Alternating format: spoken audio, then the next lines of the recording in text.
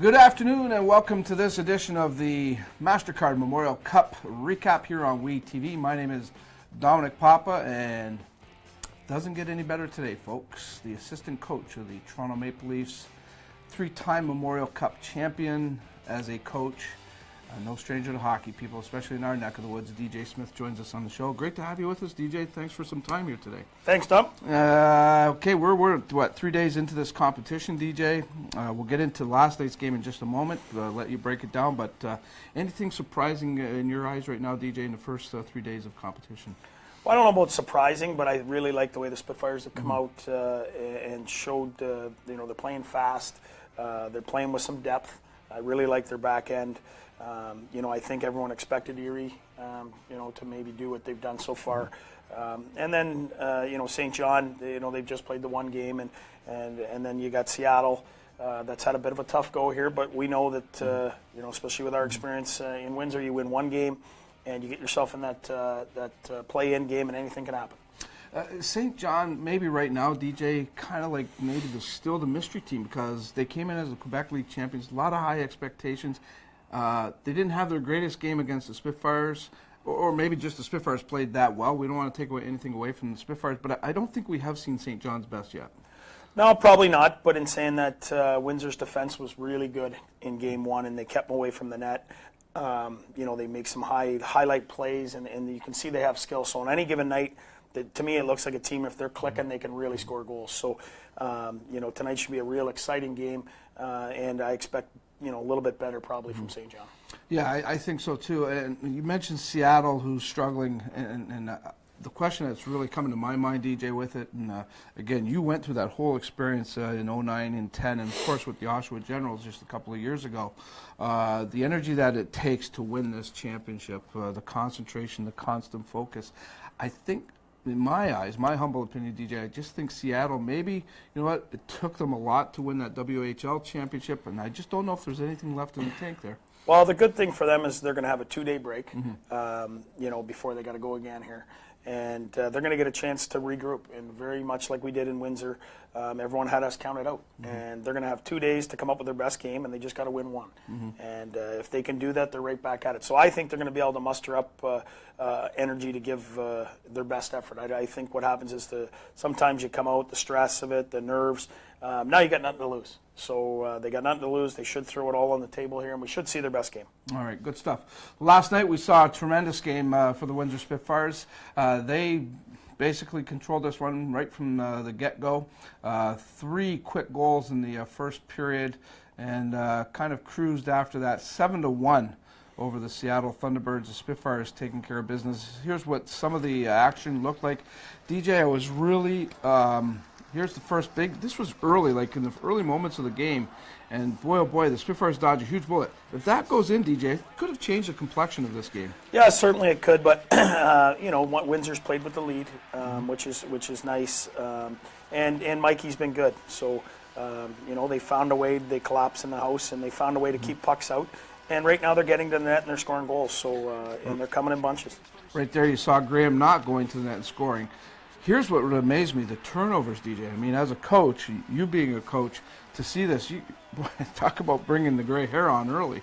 Well, what it is you got to get it after everyone's defense. The first team to get at the other team's defense usually get chances, and Windsor's got big bodies, and they had good sticks, and they found ways to come up with pucks. Well, right there you saw Logan Brown actually using that big long reach that DJ just alluded to, and he comes up with a loose puck. A little bit of a soft goal. I think they got to the young Seattle goaltender as well last night early, DJ. Yeah, they did. Certainly I thought they got to their defense the most, but, the young goalie was great in Game 1, and, a couple went behind him, but I expect them to bounce back. Yeah, absolutely. 16 years old, and boy, what a future that young man has, as well as Michael DiPietro, as we take a look at some of the saves that he made. Here is, I believe, no, they didn't score there yet. Again, that Spitfire defense. A great play by Chatfield there. Yep. I mean, that's an empty net. You can't stop that. No, but again, you've talked about it, DJ. The Spitfire defense has been a force, and getting Logan Stanley back in time for this tournament, boy, that's just huge for this club. For me, the best depth in the tournament on the back end, with 4 legitimate defensemen. And to me, the emergence of Sean Day in this tournament so far has been the difference, and certainly Stanley is steady back there and a big presence. And teams are having a tough time getting to the net. That was the lone goal that the Spitfires gave up right there, but again, make no mistake about it, the Spitfires dominated this game from the get-go. And look at Sean Day, that beautiful skating stride he has, and he's just such a treat to watch. And I think he has a lot to play for and a lot to prove in this tournament, DJ. Well, I think so. With the exemption coming into the league, I think he started slow. For me, watching this tournament, he's as good a player as there is out here, and I think. He's going to try and prove that he's the best defenseman out here. Certainly, there's Sergachev and Shabbat. There's plenty others as well. But for me, he's had the biggest impact on this team so far. Yeah, and talk about when it goes bad, it goes bad. The bounces there, you just saw that goal going in off one of the Seattle defense, but it was done and over with. This makes it 6-1. The Spitfires, and I love Jeremiah Addison. Of course, I knew him in Saginaw very well, and I thought that was one of the greatest trades that GM Bundy, Warren Reichel made, getting Addison in the offseason. I told him then, and I told a lot of the Spitfire fans, boy, did they get a very special player in Addison. He's turned out to be a great leader. Bracco is doing what they expected from him. He's scoring as well. Addison's a pure shooter, and he can score goals. Bracco makes plays. I really liked his game in Game 1. He's getting points, but he makes plays that other people don't see. He's certainly a serious talent. There you can see the scoring summary. All Windsor. I thought Knott was a total force last night. Nattinen gets his second of the tournament. Knott had a couple last night. Addison gets his second. Bracco his second. A nice balanced scoring attack right there as well, DJ. No, absolutely. I see that they arguably have as good a depth as anyone in this tournament. Especially with the back end, it looks like they got 4 lines coming at you. They're big guys. They're playing a bit faster. They're playing heavy. They're going to be a tough out. And you can see the shots on goal. Maybe a little bit deceiving there.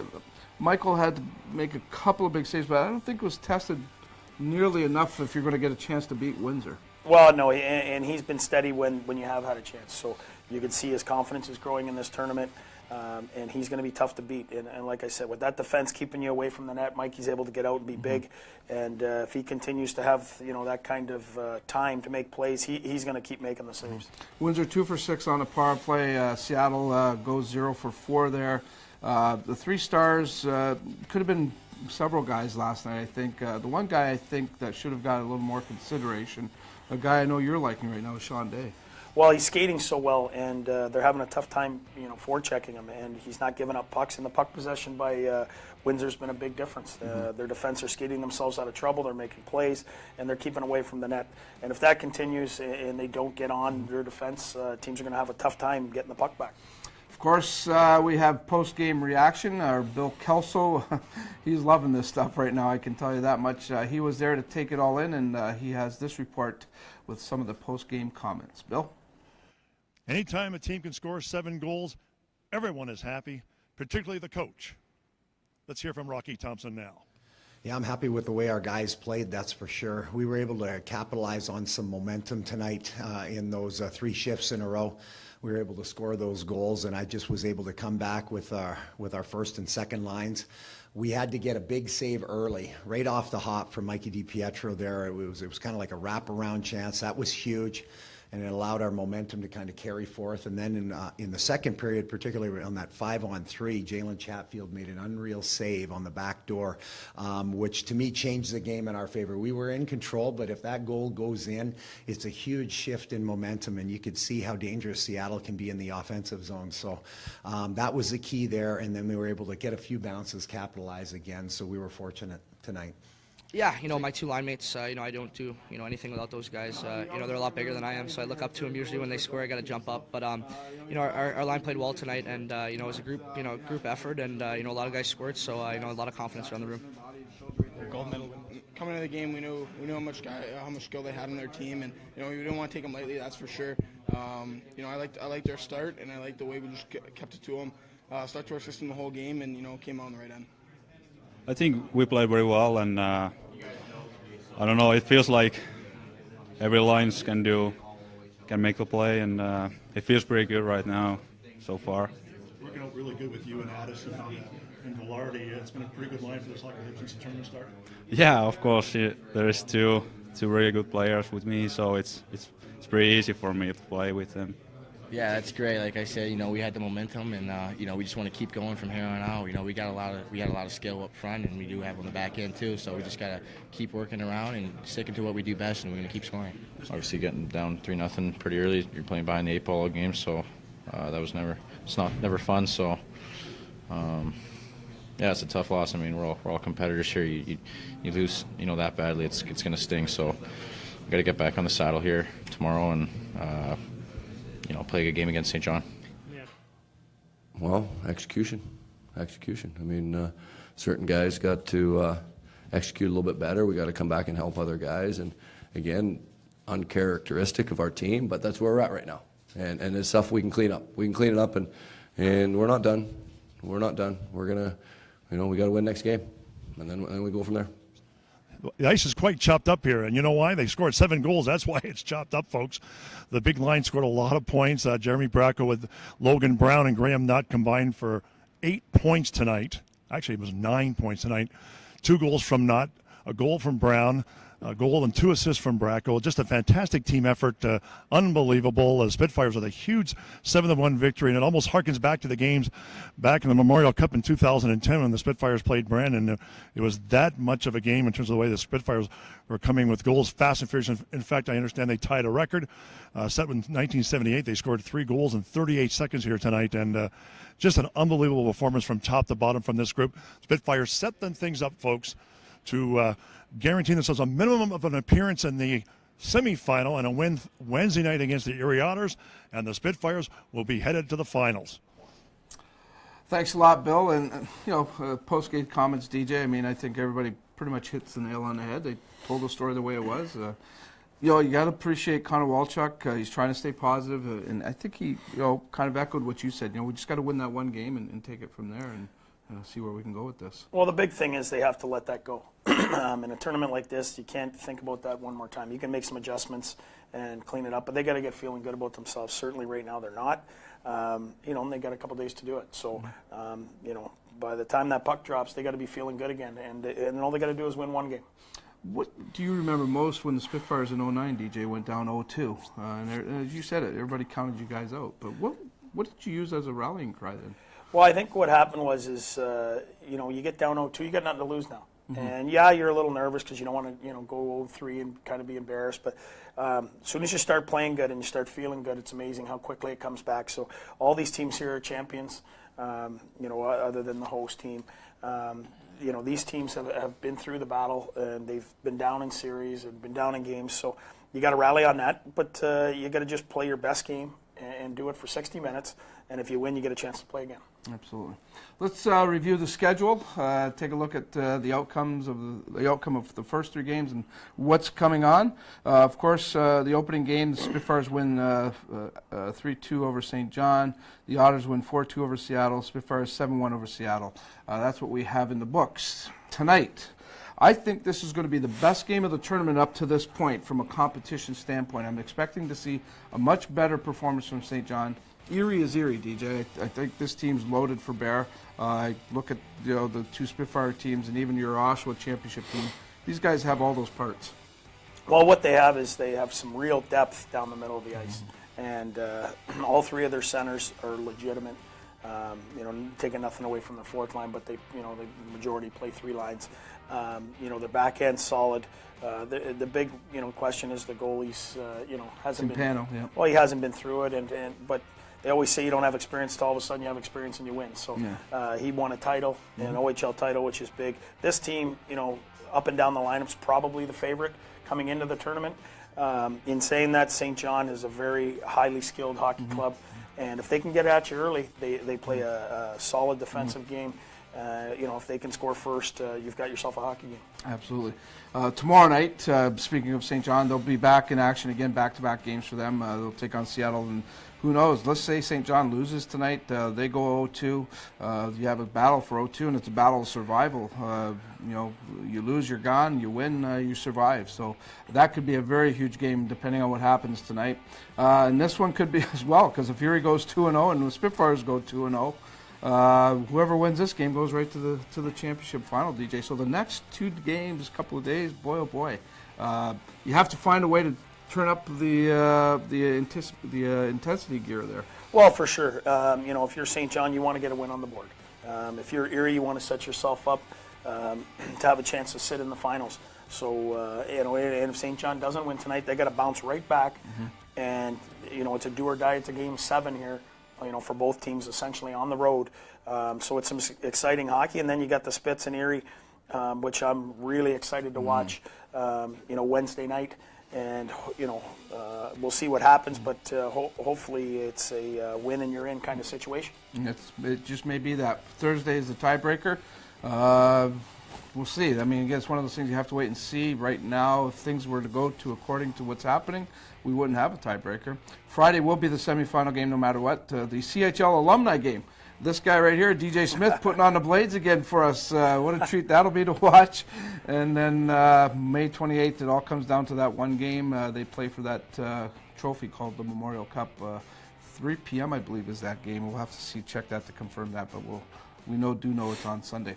So that sets you up with the schedule, of course. Let's now get into tonight's game. Of course, it's the Erie Otters and the St. John Sea Dogs. The Otters come into it 1-0. The Sea Dogs come into it 0-1.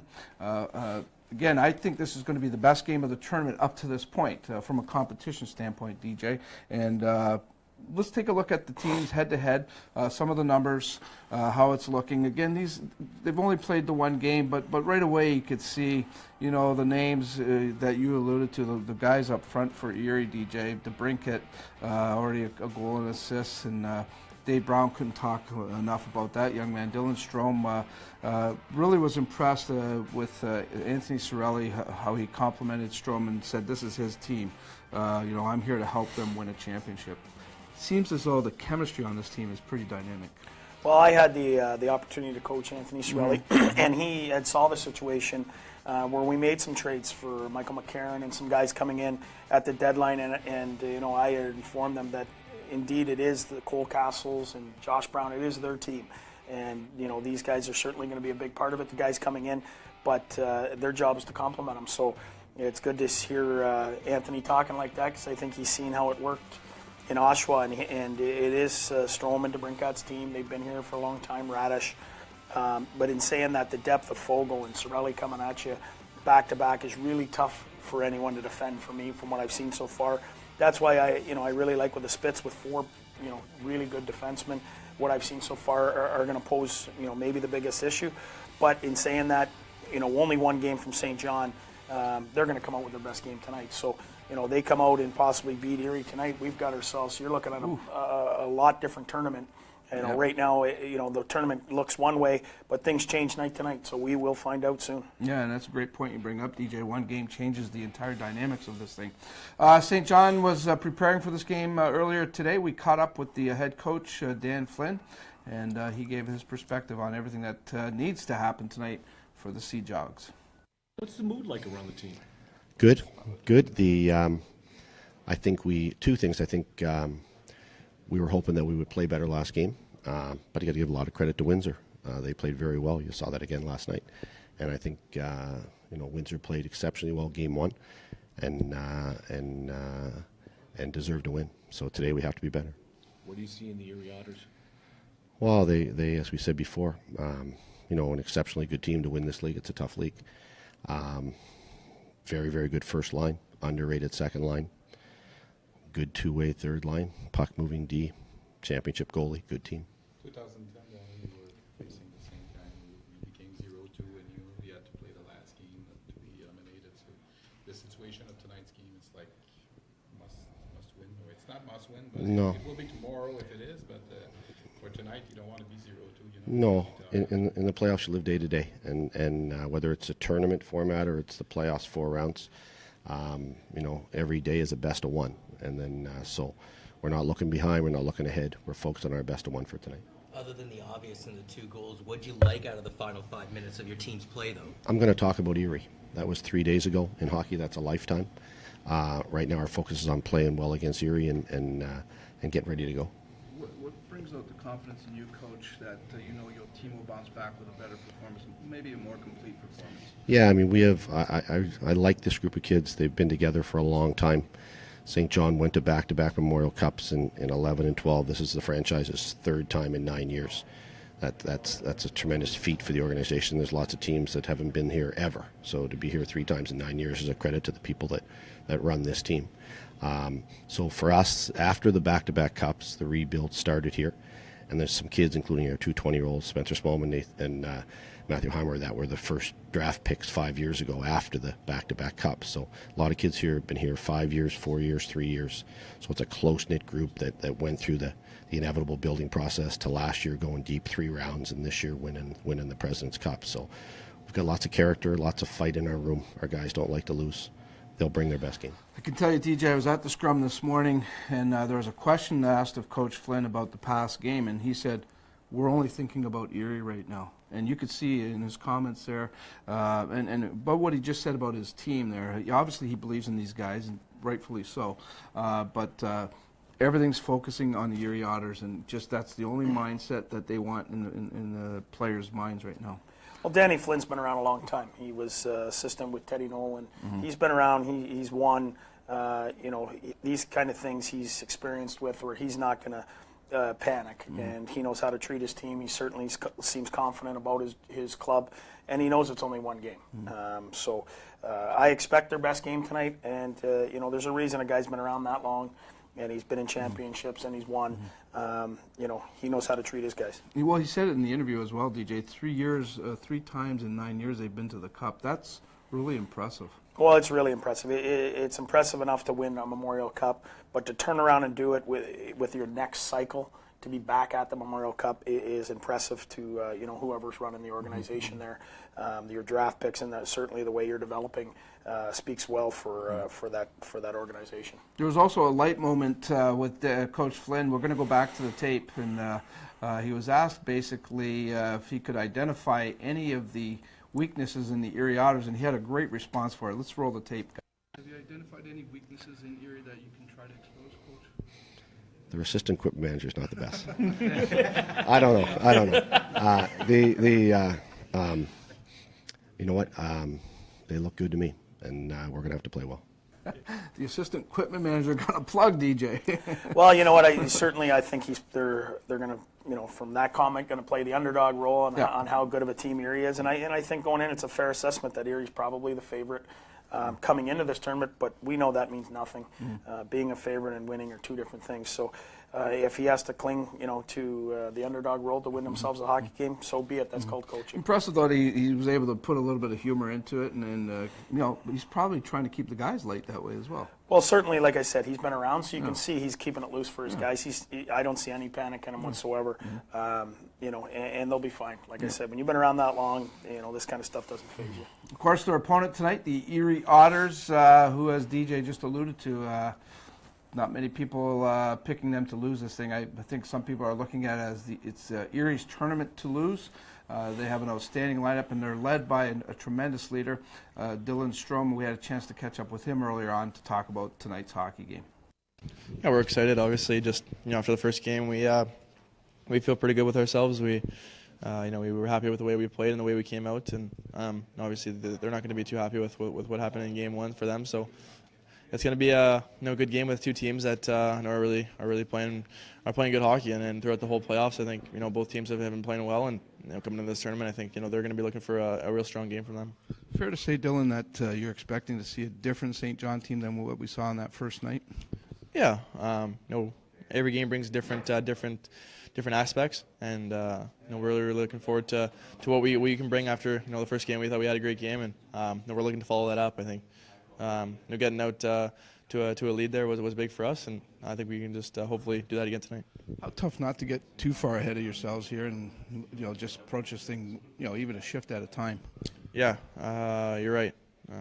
Obviously we're only 1 game into the tournament, and there's a lot of work left, so we're gonna just keep going at it and keep pushing at it and keep trying to get better every day. I think we've kind of stressed that all year, and you got to get better every day. And if you do that, you're going to be successful. How good is the team right now? Is this the best that you've seen them play up to this point? I think we're playing pretty good, but I think we got some more too.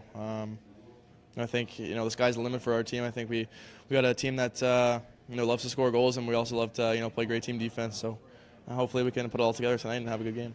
For yourself personally, the reminder, the work that it's taken to get to here, Dylan, you guys have been knocking on that door for the last couple of years. How much of that plays into your mind and you use that as a motivational tool? Yeah, I mean, 3 years we've been really close and lost to some really good hockey teams. So just to get here has been pretty nice, and it feels good to finally be here. But I think now that we're here, we got a lot of work left, and obviously we're only here for one reason. That's a very mature young hockey player there, DJ. Well, for sure, he's a good hockey player. He was selected, where he was selected because he's a good hockey player, and he's a leader of their team. And he's right. They've made it 3 years, as close as you can make it, and they've lost to, the last 2 years to 2 Memorial Cup champions. So they're certainly hungry for this thing. But in saying that, so are these other 3 teams in front of them. So all they can do is just try and I like what he said about getting better. They're playing good now. They'll have to play better to win this thing. And if you can bottle that up and have your best game for the last one, you get a chance to put that cup over your head. Yeah, absolutely. What a feeling that must be. Of course, as we talk about each day on the Mastercard Memorial Cup Recap Show, there's always a lot of special people around the rink doing things. We've been trying to feature them here on our daily show. But one gentleman that is actually part of the game, and he's from our own backyard here in Windsor, Ontario. DJ's familiar with this gentleman. He's an OHL linesman, and he's been doing that for 17 years. And this year he was rewarded for his hard work. He got the call to be part of the officiating staff for the Mastercard Memorial Cup, the 99th edition, right here in his hometown. We caught up with him. We got him into our studio, and we spoke with Jeff Rutherford all about being part of the Memorial Cup. We continue on with this installment of the Mastercard Memorial Cup report here on WeTV, and you can see I'm in studio with a very special guest. He works the lines in the Ontario Hockey League, and he's a Windsor native, and he got the call to work the Memorial Cup after 17 years of service to the Ontario Hockey League. Jeff Rutherford gets his much-deserved call to help out in the Memorial Cup as a linesman. Welcome to the broadcast, Jeff. Thank you. Thanks for having me. Thanks for giving us some time. Congratulations on this, first of all, and talk about perseverance and hard work. That's what I think has paid off here for you, and great call by the OHL, the CHL, to certainly give you a chance to work the Memorial Cup. Your thoughts about all of that? Yeah, for sure. It's been a long road, 17 years working hard and trying to, this is the pinnacle of my career right now. This is as high as we get. This is our Stanley Cup, so it's just an honor and a privilege to be a part of it, and I thank the OHL and the CHL for allowing me to do so. To get to this level, Jeff, what's key, or is there any special secret formula to getting it accomplished? I think it's just doing the same job every night. Doesn't matter who's playing, where you're at, what arena you're in. I try to do the same job every night, and just keep the standard and work hard and be a good role model and try my best to make the game fair and to do a good job. We talk about the teams on the ice that are playing, the games that you're officiating, and those teams. Obviously, there has to be a chemistry. There has to be the inner workings of making a good hockey club. I would imagine for you guys, it's a team. You guys are a team, and you have to be a part of that team and work well together to not only gain individual success, but also success as a team. Yeah, for sure. In our profession, you're not working with the same guys every night like a team would. So you have to be able to gel with guys and get along with different personalities and just be out there. There's only 4 of us, and we have to be all on the same page and get along with each other and be professional and get the job done. 4 against usually 5,000 or 6,000 others. That's right. Yeah, it's not a good combo. That's a tough task. No yeah, question for about sure. It, but yeah. You guys do a great job with it for sure. Talk to me about when you got the call, Jeff, and they said, "Okay, we're bringing you into the Memorial Cup. Congratulations." Your reaction? Was there like a shriek, and it's like, "Oh yeah, the party was on"? Yeah. Well, at first it was kind of speechless moment for me personally, because you've worked so hard to get to this point, and some Memorial Cups have gone past, and I wasn't a part of. So I was speechless at first, and then very thankful to my boss, Conrad Hache, for giving me the call and allowing me to be a part of this great event, and especially in our hometown. Growing up here and working 17 years out of Windsor is really, really honorable, and I love it. I was really excited.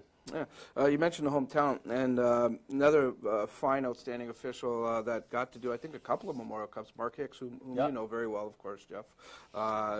He's done a couple of Memorial Cups, so now you're in that category. Maybe a trivia question one day, who knows? But did you have a chance to talk to anybody when you got the call, guys like Mark, and say, what should I be expecting here?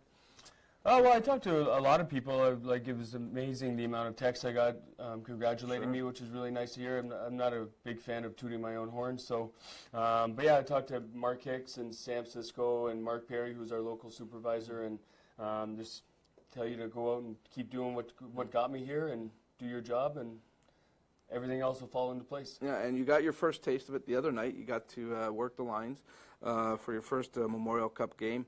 Was there a little bit of a different, I don't know if you still get nervous. I mean, you got 17 years under your belt, but was there maybe a little bit of a different mindset going into this game? Yeah, I think, well, nerves are always good because it shows that you care and it shows that you're into the game. So I'm usually a little bit nervous, especially during the anthem.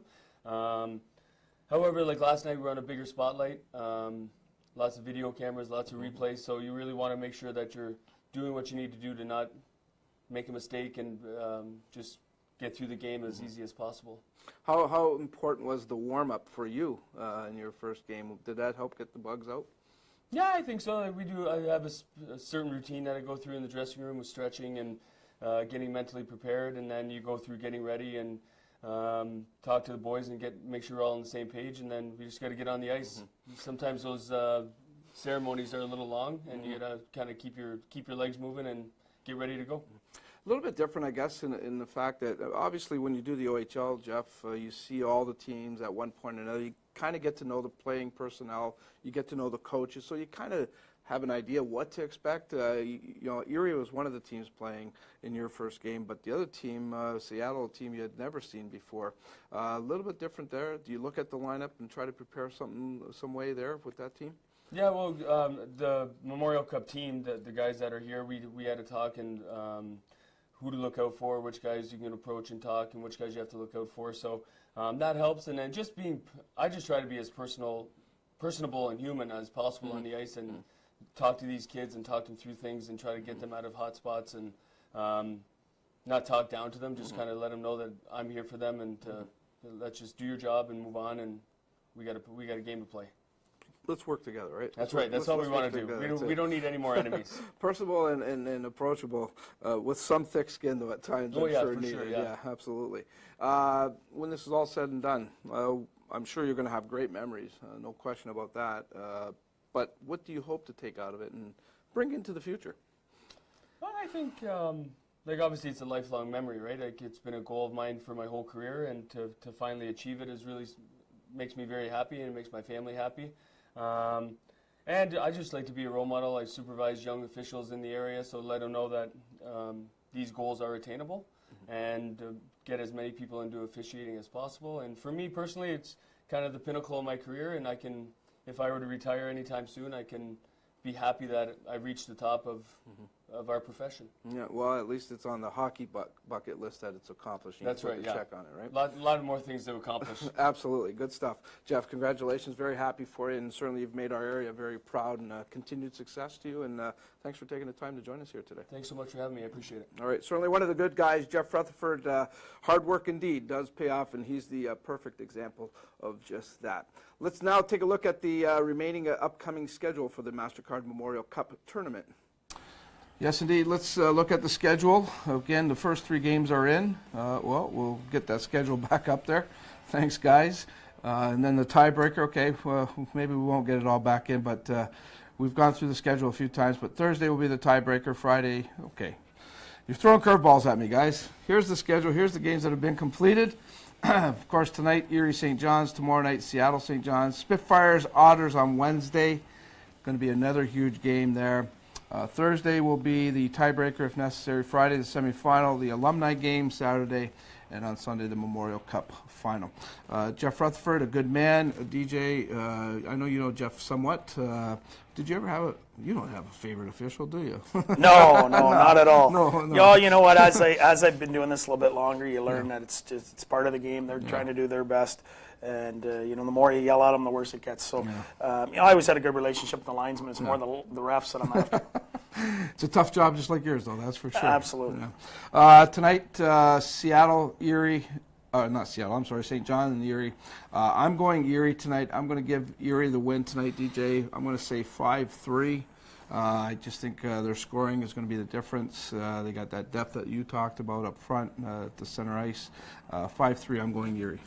I'm going to say 4-3 Erie. I just think their depth is too much. I think St. John's is going to play these guys real tight, but I think it's going to set up a win to have to stay in the next night. And a showdown with the Spitfires on Wednesday night. DJ, great to have you in the studio with us. Really appreciate you giving us some of your time. I know you're extremely busy this week. You're in demand here, rightfully so. But talk about hard work paying off. It's all paying off for you. Continued success, okay? Thanks, Tom. And remember, go Spits, go. Go Spits, go. All right. That's our show. That's this edition of the Mastercard Memorial Cup recap. Again, tomorrow we'll be back at 3 o'clock, and we'll have another special guest analyst with us. I'm not even going to give you the name. I'm going to make you come and watch the show, but there will be somebody else here with us. And we'll recap the game tonight, and we'll take a look at tomorrow night's game between Seattle and the St. John Sea Dogs. Until then, this is Domenic Papa wishing you a great day. Take care, everybody.